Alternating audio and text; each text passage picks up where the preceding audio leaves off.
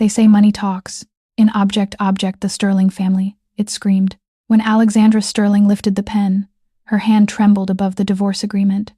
Across the polished conference table, her husband Marcus leaned back in his chair and laughed. It was not the laughter of a man ending a marriage. It was the sound of a man convinced he had already won. "Sign it," Marcus said. "Then enjoy finding out how quickly the world forgets a woman with no money." The words echoed through the mahogany conference room on the 45th floor of Sterling Tower. Outside, rain lashed the floor-to-ceiling windows, turning downtown Chicago into a blur of gray lights. Inside, the air felt colder than a morgue. Marcus had emptied their joint accounts, transferred the properties, and surrounded himself with attorneys loyal to him. The agreement left Alexandra with no company shares, no home, and almost no protection. He expected her to cry. He expected her to beg. Instead, Alexandra signed every page. Marcus smiled as she placed the platinum fountain pen beside the contract. "You just walked away with nothing," he said. Alexandra looked at him calmly.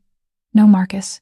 You did." His smile faltered. Neither of them knew that Alexandra's late father had prepared for this moment before his death. Hidden inside his sealed estate was a controlling trust, activated only if Marcus attempted to divorce or financially destroy his daughter. The moment Alexandra's signature touched the final page, the trust transferred ownership of Sterling Tower, the family investment fund, and 51% of Marcus's company into her name. Marcus believed the divorce had destroyed his wife.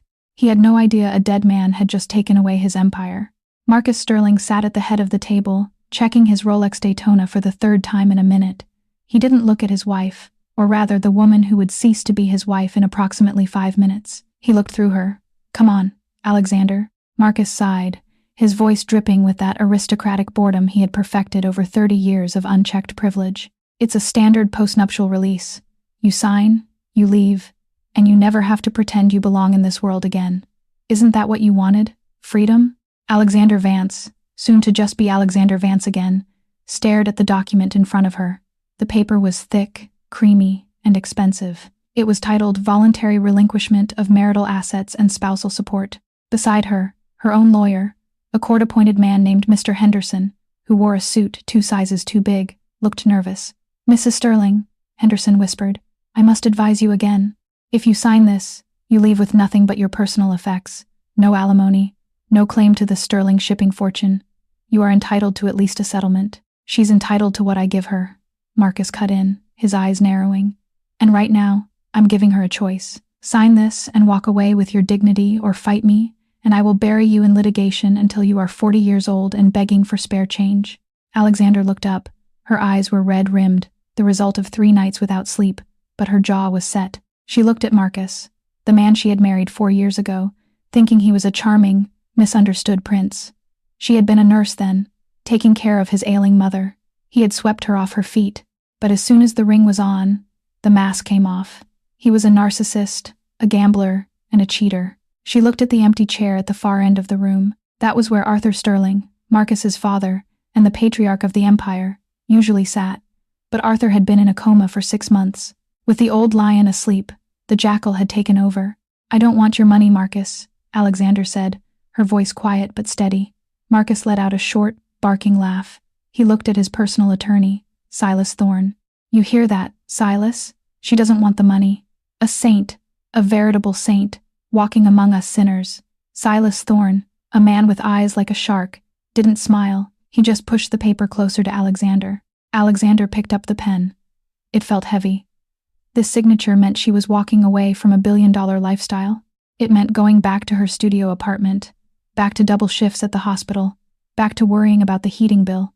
But it also meant she would never have to smell Marcus's whiskey-soaked breath again. It meant she wouldn't have to find receipts for diamond necklaces bought for women named Jessica or Chloe. She pressed the nib to the paper. The scratching sound was loud in the silence. Alexander Marie Sterling. She put the pen down. Marcus snatched the paper immediately, scanning the signature as if he expected it to fade away. When he saw it was real, a grin spread across his face. A grin so filled with malice and triumph, it made Alexander's stomach turn. "Well done," Marcus said. He stood up, buttoning his Italian silk jacket. "Security will escort you out. You have 24 hours to vacate the manor. Anything left behind becomes the property of the estate." "I've already packed," Alexander said, standing up. Her legs felt weak. Marcus walked around the table and leaned in close to her ear. "You know," he whispered, "I almost feel bad for you. You really thought you were Cinderella, didn't you? But you were just the help, and now you're nothing." He pulled back and laughed. It wasn't a happy laugh. It was a laugh of pure dominance. "Goodbye, Alexander. Don't use my last name as a reference." He turned and marched out of the room, Silas Thorne trailing behind him like a shadow. Alexander stood alone in the boardroom. The silence rushed back in. She felt a tear track down her cheek, but she angrily wiped it away. She had lost everything material, yes. But as she looked at the stormy Chicago skyline, she felt a strange, terrifying lightness in her chest. She was free, but she had no idea that her signature on that document had just triggered a sequence of events that had been set in motion years ago. She thought the story was over. In reality, the ink hadn't even dried on the first chapter. 6 months had passed since the day in the boardroom. The transition from the penthouse to the pavement had been brutal. Alexandra was living in a cramped walk-up apartment in the Rogers Park neighborhood. The heating was temperamental, the neighbors were loud, and the view was a brick wall. She had returned to nursing, picking up graveyard shifts at St. Jude's Hospital. It was grueling work. Her feet ached constantly, and the dark circles under her eyes had become permanent residents. But she was surviving. She paid her own bills. She bought her own groceries. Every now and then, she would see Marcus in the tabloids or on the news in the hospital waiting room. Marcus Sterling, CEO of Sterling Shipping, seen vacationing in Monaco with model Jessica Vane. Sterling stocks soar as new aggressive leadership takes hold. He looked happy, powerful, untouchable. It stung, not because she missed him, but because of the injustice of it all. He was a monster who slept on silk sheets while she, who had nursed his dying mother and tried to save his soul, was scraping leftovers into Tupperware. It was a Tuesday morning, raining again when the phone rang. Alexandra was just coming off a 1-2-hour shift, her body screaming for sleep. She stared at the unknown number. "Hello, Mrs. Sterling," a deep, growly voice. "It's Miss Vance," she corrected automatically. "Who is this?" "This is Arthur Sterling's private physician, Dr. Heiress. I have some news." Alexandra's heart stopped. Even during the worst of her marriage to Marcus, she had cared for Arthur. The old man was fearsome, a tycoon who had built an empire from nothing. He was cold, hard, and ruthless in business. But in the evenings, when Alexandra would bring him his tea or read to him, when his eyesight began to fail, she had seen a different side, a lonely side. He had never defended her against Marcus openly, which had hurt her. But he had never been cruel to her either. He was just observant, always watching. "Is he?" "He passed away an hour ago, Miss Vance," Dr. Heiress said gently. "He woke up briefly from the coma. He asked for you. We tried to call, but he asked for me." Alexandra gripped the phone. "Yes," and then he was gone.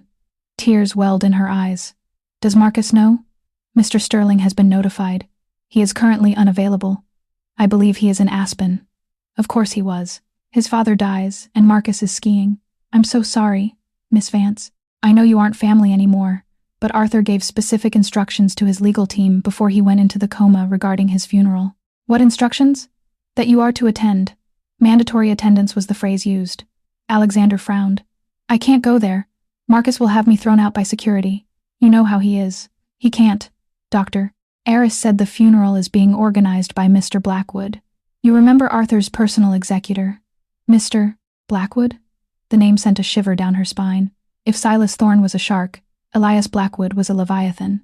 He was Arthur's oldest friend, and the only man Marcus was genuinely afraid of. Blackwood had retired years ago, disappearing to a private island, but apparently he was back. "Mr. Blackwood has made it clear," the doctor continued, "if you are not present at the funeral and the subsequent reading of the last will and testament, the proceedings cannot begin. Marcus cannot touch a penny of the inheritance until you walk into that room." Alexandra sat down on her lumpy mattress. "Why?" "I signed away my rights. I signed the release. I have no claim to the estate. I don't know the details, Miss Vance. I just know that Arthur was a man who played chess while everyone else was playing checkers. Please, the funeral is on Friday at the family estate." Alexandra hung up the phone. She walked to her small, cracked mirror. She looked tired. She looked poor. She looked like exactly what Marcus said she was, a nobody. Why would Arthur want her there? To humiliate her one last time, to show her what she had lost? Or was it something else? She remembered the last conversation she had with Arthur before the coma. He was sitting in his wheelchair by the fireplace, looking frail. Marcus had just screamed at Alexander in the hallway for buying the wrong brand of scotch. Arthur had looked at her with those steel gray eyes. Endurance. Alexander, he had rasped. It is the only currency that matters in this family. Not gold. Endurance. She hadn't understood it then. She wasn't sure she understood it now, but on Friday, she would put on her only black dress, the one she had bought at a thrift store, and she would walk back into the lion's den. She had no idea that she was walking into a trap. The only question was, who was the trap set for? The Sterling estate sat on 300 acres of prime Illinois land, a sprawling architectural beast of stone and ivy that looked less like a home and more like a fortress designed to keep the world out. Alexander arrived in a yellow taxi. The cab driver, a kind man named Stan, hesitated at the massive iron gates. "You sure you got the right place, miss? This looks like, well, it looks like a castle." "It is," Alexander murmured, staring up at the wrought iron crest of the Sterling family. A lion devouring a serpent. "I'm sure. Thank you, Stan." She paid him and stepped out into the drizzle. The driveway was a sea of black. Black limousines, black SUVs, black umbrellas. The cars alone were worth more than the entire neighborhood she now lived in. Bentleys, Rolls-Royces, and armored Mercedes lined the gravel path like polished beetles. Alexander smoothed down her dress. It was simple, black and modest. It was the best she could do. She clutched her old purse tight against her side, her knuckles white. She could feel the eyes on her immediately. The staff standing like statues by the entrance recognized her. Some looked down in pity. Others, the ones loyal to Marcus, looked at her with disdain. As she ascended the stone steps, a familiar mocking voice cut through the sound of the rain. "I didn't know we were accepting charity cases today." Alexander froze. She looked up to see Marcus standing under the portico. He looked devastatingly handsome in a bespoke Tom Ford suit, his hair perfectly coiffed. Beside him stood a woman who looked like she had been manufactured in a laboratory for supermodels, Jessica Vane. She was wearing a black dress that was technically appropriate for a funeral, but fit so tightly it was clearly meant to advertise, not mourn. "Hello, Marcus," Alexander said, keeping her voice even. "I'm here for your father." "My father is dead," Marcus spat, his handsome face twisting into a sneer. "And you are trespassing. The divorce is final, Alexander. You aren't family. You're barely even a guest." Jessica giggled, a hollow tinkling sound. "Is this her, the nurse?" "Oh, Marcus, you said she was plain, but you didn't say she looked so tired." "She looks poor," Marcus corrected, "because she is security." Two burly men in dark suits stepped forward. Alexander's heart hammered against her ribs. She was going to be thrown out, humiliated in front of half of Chicago's elite. "Escort Miss Vance off the property," Marcus commanded, waving his hand as if swatting a fly. "If she resists, call the police." The guards reached for her. Alexander took a step back, bracing herself. "I wouldn't do that if I were you." The voice was not loud, but it carried a weight that stopped the guards in their tracks. It sounded like stones grinding together deep underground. Every head turned. Standing in the open doorway of the manor was Elias Blackwood. He was a man of indeterminate age, perhaps 60, perhaps 80. He was tall, gaunt, and wore a suit that looked like it was cut from the shadows themselves. He leaned on a cane, topped with a silver wolf's head. Elias Blackwood was not just a lawyer. He was the Sterling family's fixer from the old days. He knew where the bodies were buried because he had usually dug the holes. "Mr. Blackwood," Marcus said, his voice losing some of its bravado. "I was just handling a gatecrasher." "Mance is not a gatecrasher," Blackwood said, limping slowly down the steps. The crowd parted for him instantly. "She is a required participant in today's proceedings. In fact, under the specific bylaws of your father's directive, the funeral service cannot commence until she is seated." Marcus's face turned a violent shade of red. "This is ridiculous." "She's my ex-wife." She signed the release. "The dead do not care for your paperwork, Marcus," Blackwood said coldly. He stopped in front of Alexander. His eyes, dark and unreadable, scanned her face. For a brief second, his expression softened. "Hello, Alexander. You look like you haven't been eating." "I'm fine, Mr. Blackwood," she whispered. "Come," he said, offering her his arm. "You will sit in the front row next to me." The gasp that went through the crowd was audible. The front row was for immediate family only. By placing her there, Blackwood was elevating the discarded ex-wife to the same status as the son. Marcus looked like he was about to explode, but he swallowed his rage. He couldn't fight Blackwood. Not yet. Not until the money was transferred. "Fine," Marcus hissed. He grabbed Jessica's hand. "Let's get this over with." The service was a masterclass in hypocrisy. The grand hall of the manor had been converted into a chapel. Lies, thousands of them, suffocated the room with their cloying scent. The pews were filled with business rivals, politicians, and social climbers, all pretending to mourn a man they had feared. Alexandra sat in the front row, staring at the closed mahogany casket. She didn't cry. Her grief was a quiet, heavy thing in her chest. She remembered Arthur teaching her how to play chess on rainy afternoons. She remembered him telling her that integrity is doing the right thing when no one is watching. She felt Marcus's eyes boring into the back of her skull. He was sitting across the aisle checking his phone every 2 minutes. He wasn't mourning. He was waiting. He was calculating the inheritance. When the service ended, the priest announced that the immediate family and named beneficiaries were to gather in the grand library for the reading of the will. Alexandra stood to leave. "I should go, Mr. Blackwood." "I paid my respects." Blackwood's hand clamped onto her wrist. His grip was surprisingly strong. "You aren't going anywhere, child. The show is just beginning." "But I have nothing to gain," she argued. "I don't want anything." That Blackwood said, a ghost of a smile touching his thin lips, is exactly why you need to be there. The grand library was a room designed to intimidate. 2 stories of books lined the walls, accessible by spiraling brass staircases. A massive fireplace roared with flames that did little to warm the icy tension in the room.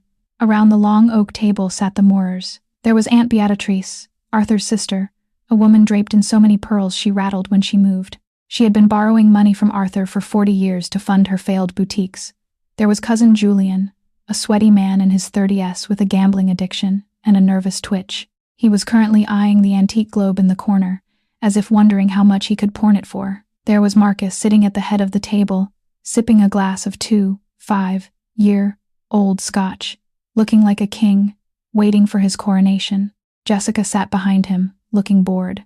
And there was Silas Thorne, Marcus's shark lawyer, whispering in his ear. Alexandra sat at the far end of the table, as far away from Marcus as possible. She felt small. Elias Blackwood stood at the front of the room. He didn't sit. He placed a heavy leather-bound document on the table. He also placed a small remote control next to it. "Arthur Sterling was a man of precision," Blackwood began. The room fell silent. "He updated his will constantly. The version I hold in my hand was finalized 3 days before his coma began." Marcus smirked. 3 days before. Excellent. That means it predates the divorce. But since she signed the release, any mention of her is null and void. Legally, she doesn't exist.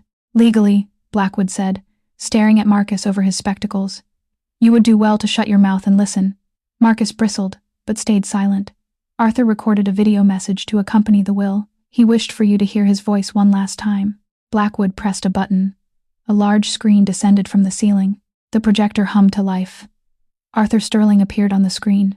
He was sitting in this very library wearing his favorite cardigan. He looked frail, oxygen tubes in his nose, but his eyes were sharp, piercingly sharp. "If you are watching this," the video, Arthur wheezed. "Then I finally kicked the bucket. Good. I was tired." A nervous titter ran through the room.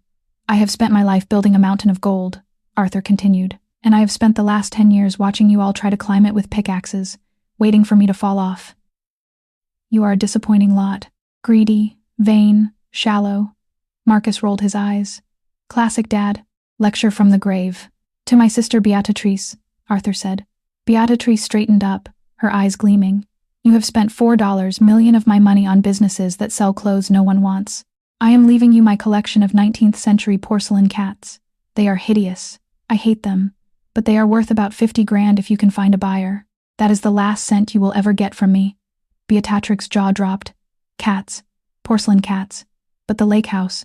I was promised the lake house. To my nephew Julian," Arthur continued. Julian wiped sweat from his forehead. "You have a gambling problem. If I give you money, you will lose it in Vegas by Tuesday.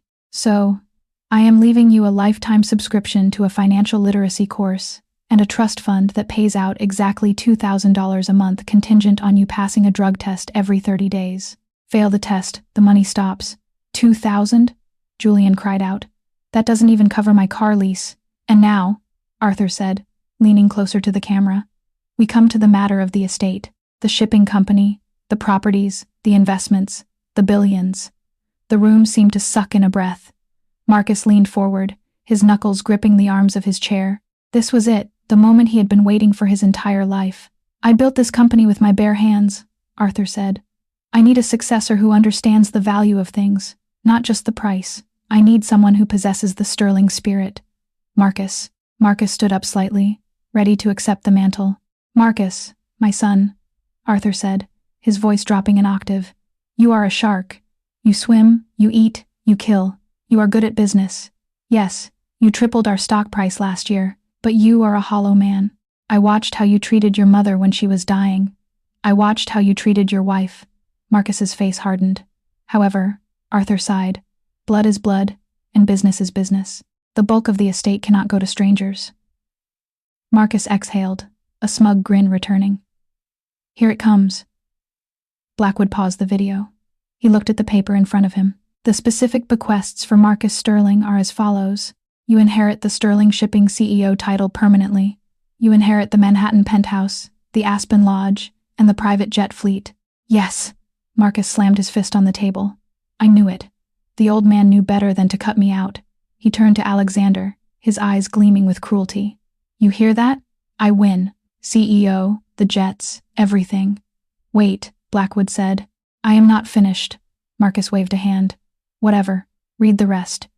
What does she get? A parting gift? A toaster? Blackwood looked at Alexander. For Miss Alexander Vance. Alexander looked down at her hands. She just wanted to leave. Arthur has left you. The contents of safety deposit box 404 at the First National Bank. Silence. Marcus burst out laughing. It was a loud, raucous, ugly sound. A safety deposit box. That's it. What's in it, Alexander? His old cufflinks, a love letter, maybe some dusty jewelry he forgot to insure. He turned to the room, spreading his arms wide. He laughed. He actually laughed. This is poetic justice.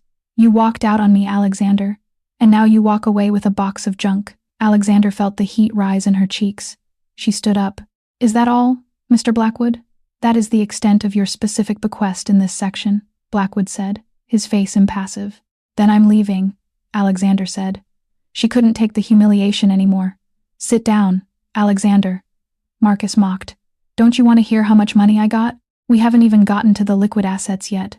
The bank accounts. The stocks. Actually, Blackwood interrupted, his voice cutting through Marcus's gloating like a razor wire. We have reached a complication. Marcus frowned. What complication? I got the company. I got the houses. You got the physical assets, Blackwood corrected. You own the buildings. You own the planes. You have the job title. So that's the empire.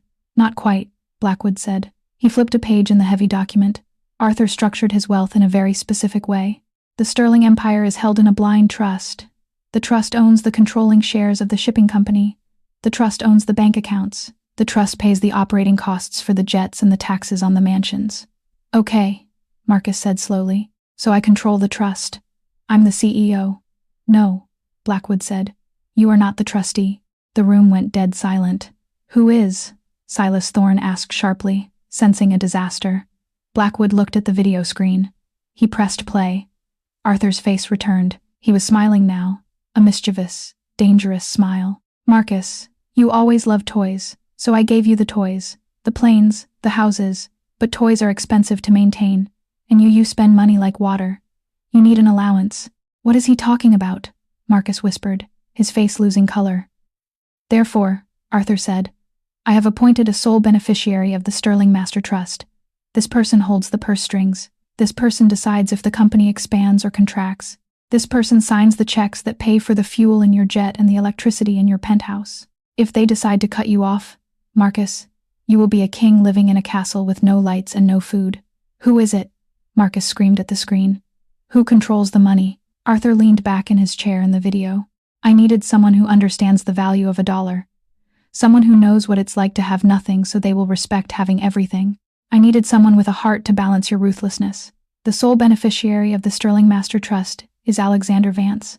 The silence that followed was louder than an explosion. Marcus turned slowly to look at Alexander. His face was a mask of pure, unadulterated horror. Alexander sat frozen. She couldn't breathe. What? She whispered. It's a mistake, Marcus stammered. It's a joke. It has to be.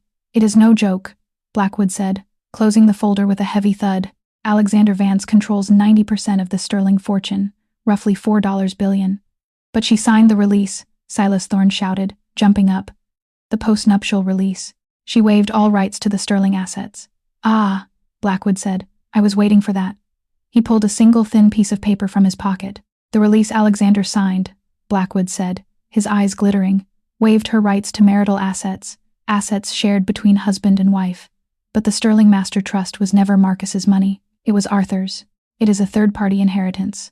The divorce settlement has no jurisdiction over a gift from a father to a friend. Blackwood turned to Alexander, who was shaking. Congratulations, Miss Vance. Blackwood said, You are now the boss of your ex-husband, and you own the mortgage on the house he is currently standing in. Marcus looked at Alexander. The arrogance was gone. The cruelty was gone, replaced by a sheer primal panic. He had laughed when she signed the paper. He wasn't laughing now. The silence in the grand library didn't break. It shattered. This is fraud! Silas Thorne was screaming, his shark-like composure gone. He was throwing papers onto the oak table. Undue influence, mental incompetence. We will contest this until the end of time. Marcus stood frozen. He looked at Alexander, his eyes wide, searching for some sign that she would fix this, that she was still the submissive, quiet nurse he had married. Alexander, he choked out, his voice trembling. Alexander, you know this is insane.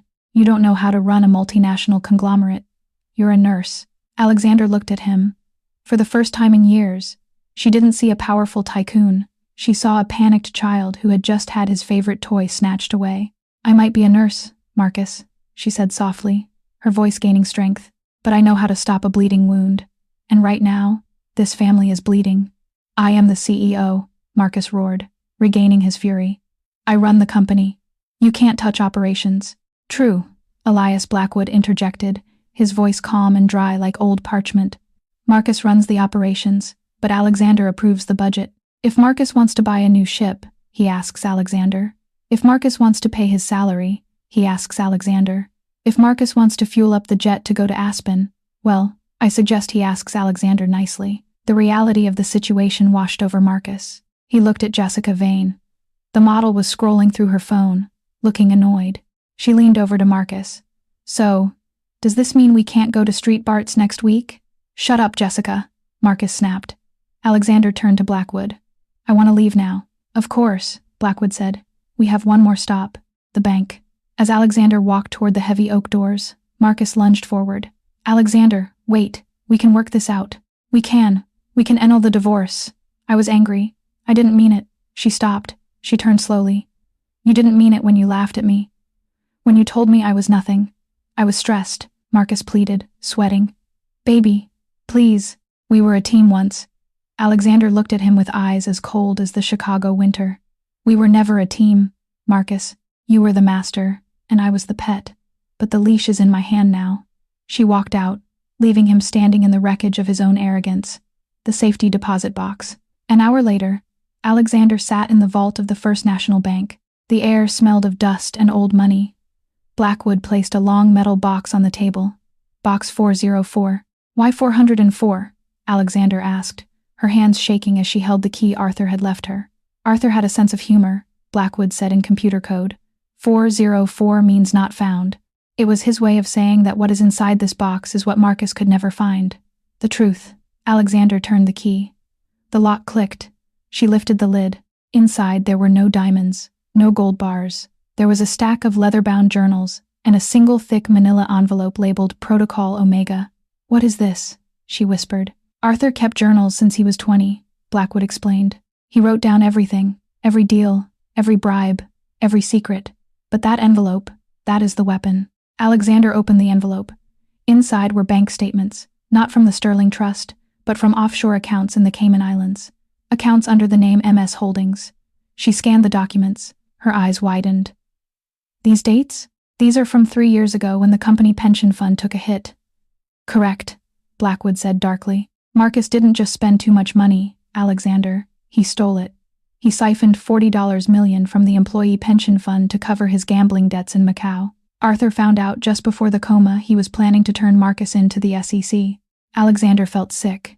He stole from the workers, from the people on the docks. Yes, Arthur couldn't do it before the stroke took him, so he left the evidence to you. Blackwood leaned in.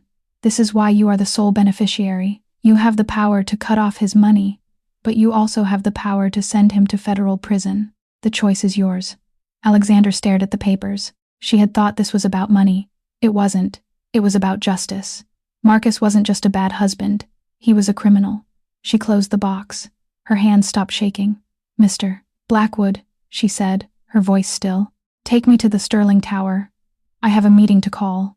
The following Monday, the atmosphere at Sterling Tower was electric. Rumors had spread like wildfire. The staff knew something had happened at the funeral, but no one knew the specifics. All they knew was that Marcus Sterling had stormed into the building at 8 a.m., screaming at his assistants. At 9 a.m., Marcus tried to buy a coffee at the robotic barista in the lobby. He tapped his black card.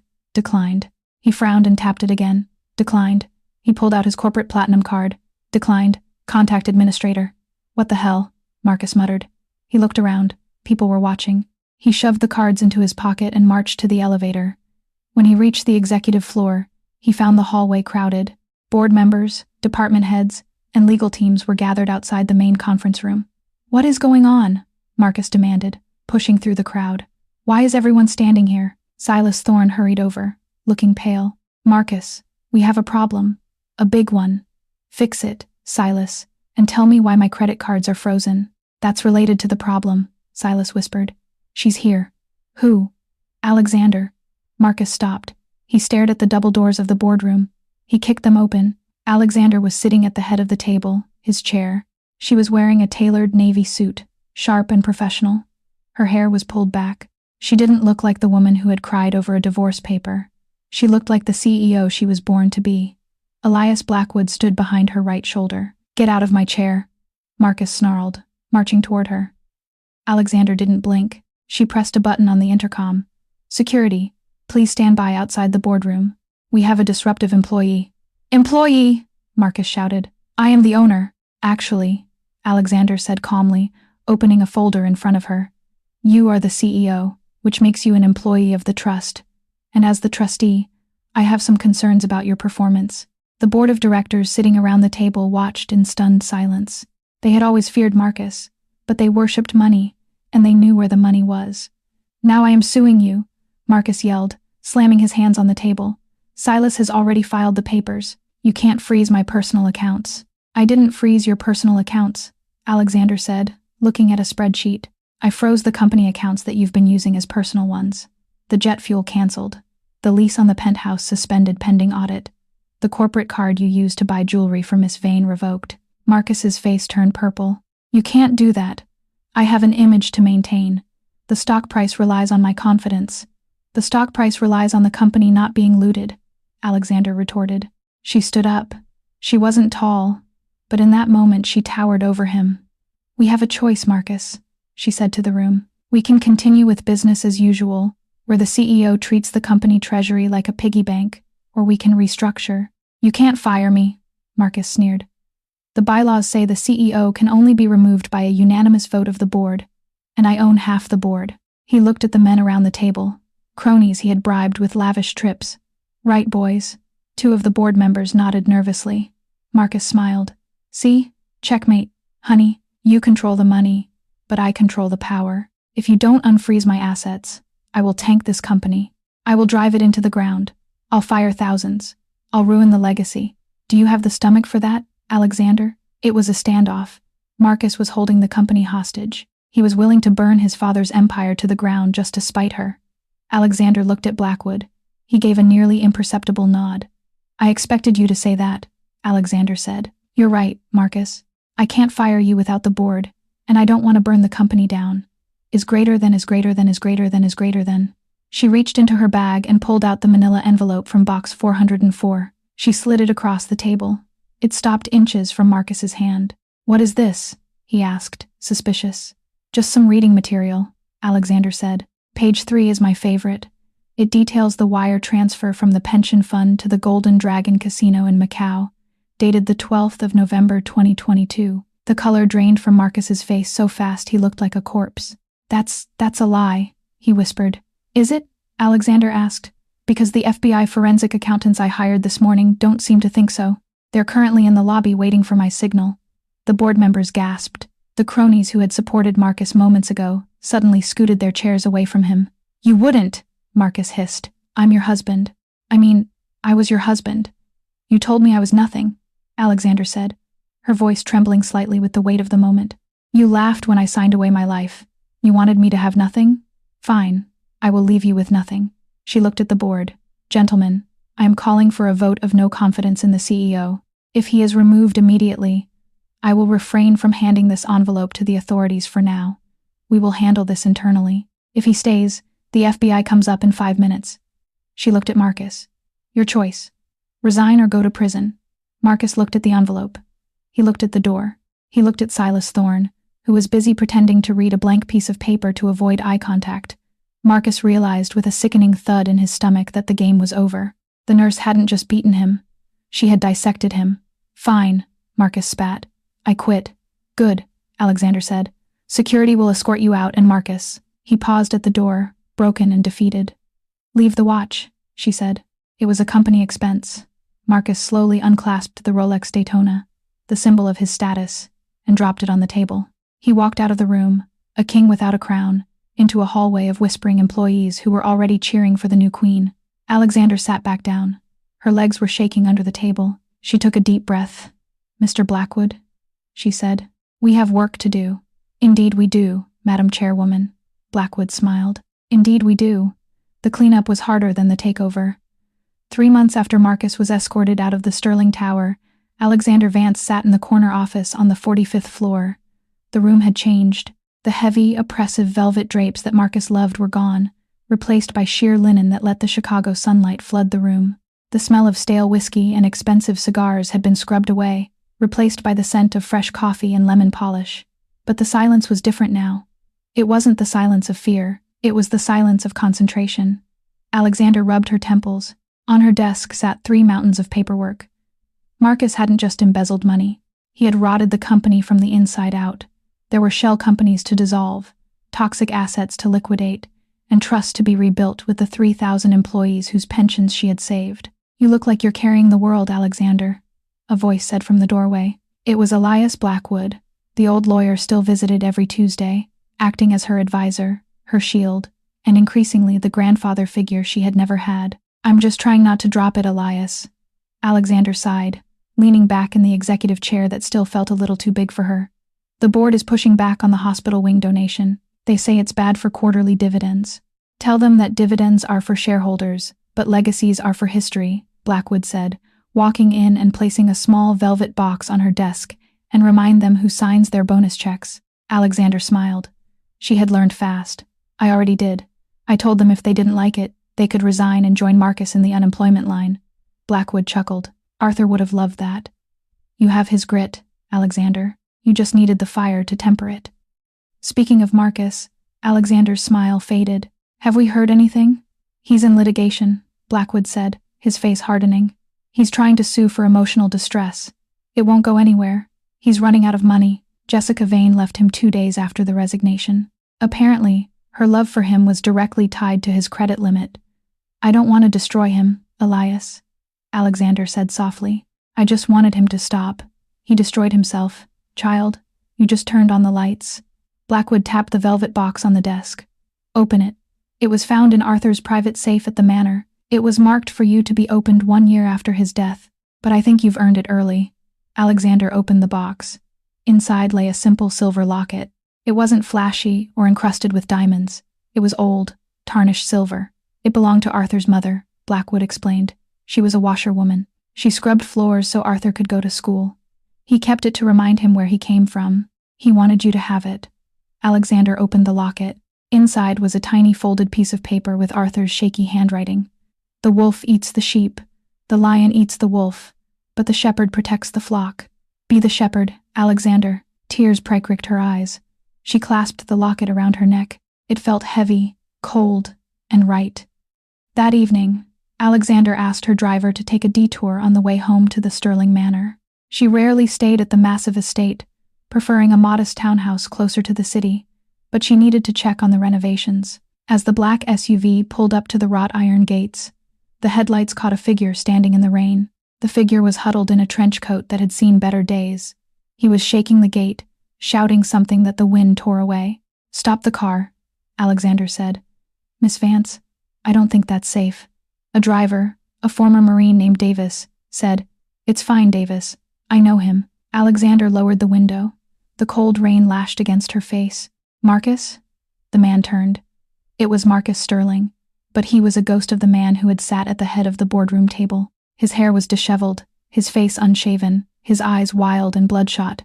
He looked thinner, hollowed out by rage and humiliation.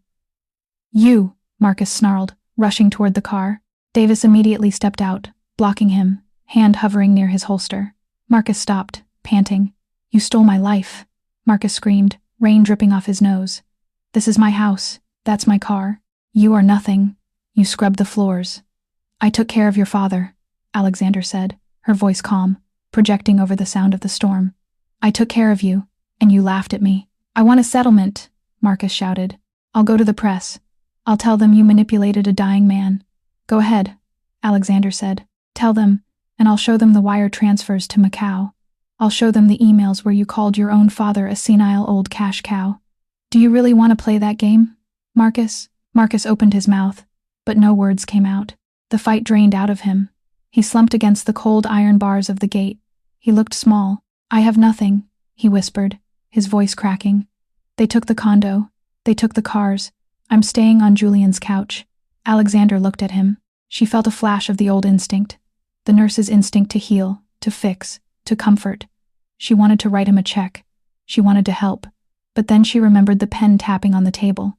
She remembered the laugh. She remembered the cruelty that wasn't a mistake, but a choice he made every single day.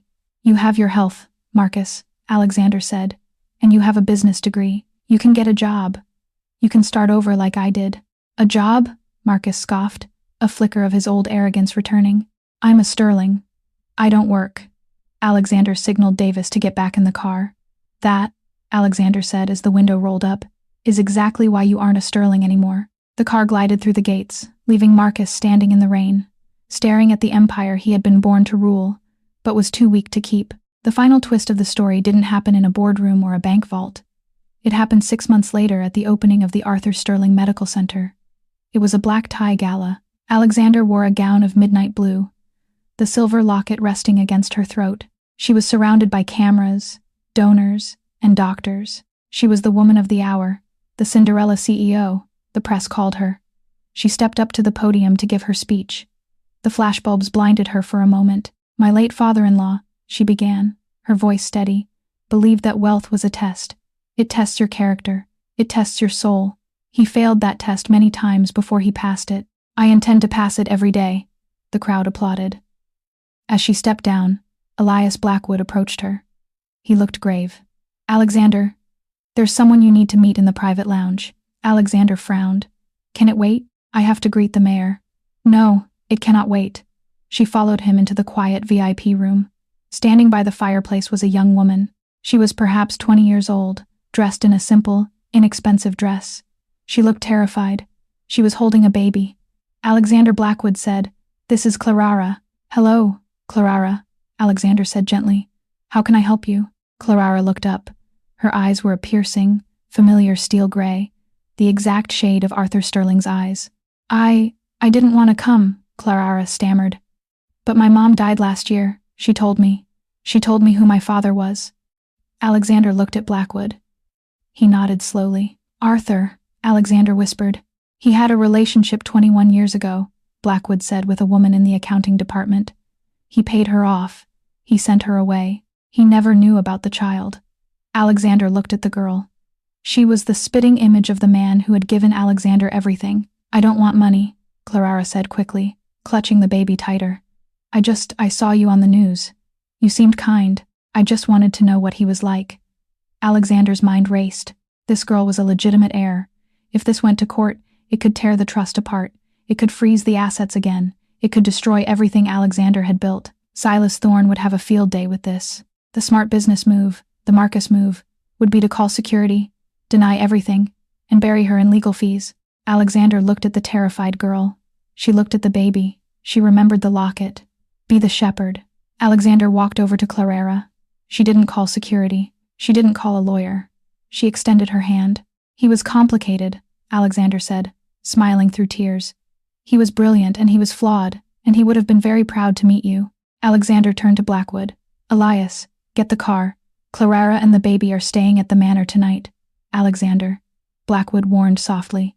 Legally, this is dangerous. I don't care about the law, Elias, Alexander said, linking her arm through Clara's. I care about the family, the real family. As they walked out of the gala, leaving the cameras and the glitter behind, Alexander realized that the curse of the steerings, the greed, the infighting, the loneliness had finally been broken. Marcus had laughed when she signed away the money, but Alexander smiled as she shared it, and that was the only victory that mattered. And that is the story of Alexander Vance. She went from a disregarded wife, mocked by the man who vowed to love her, to the most powerful woman in the city. Marcus thought power came from a bank account, from a last name, and from fear. Arthur Sterling had understood something Marcus never did. Real power was not measured by money, property, or the number of people forced to obey you. It came from endurance, from standing tall while others mocked you and refusing to become cruel when their arrogance finally brought them down. Marcus once possessed everything. He lost it because he valued wealth more than loyalty and treated people as tools he could discard. Alexandra once appeared to have nothing. She gained everything because she valued people, used her resources to rebuild lives, and never allowed suffering to erase her humanity. Years later, Marcus arrived at the gates of the estate in the pouring rain. His company was gone, his friends had disappeared, and the man who once laughed as Alexandra signed the divorce papers now stood before her asking for help. She looked at him without anger. I forgive you, she said. But forgiveness does not mean giving you access to my life again. Alexandra arranged temporary shelter and connected him with work, but she did not invite him inside. She offered compassion without surrendering the boundaries that had saved her. Then she closed the gate. Marcus had expected revenge. What he received was something harder to endure. Mercy from the woman he once considered weak, followed by the consequences of everything he had chosen.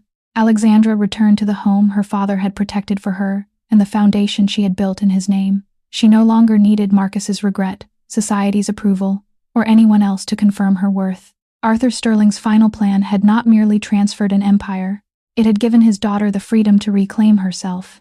Marcus had loved possessions and used people, so he ended with neither. Alexandra had loved people and used wealth to help them, so she inherited more than money. She inherited purpose, dignity, and a future no one could ever take from her again.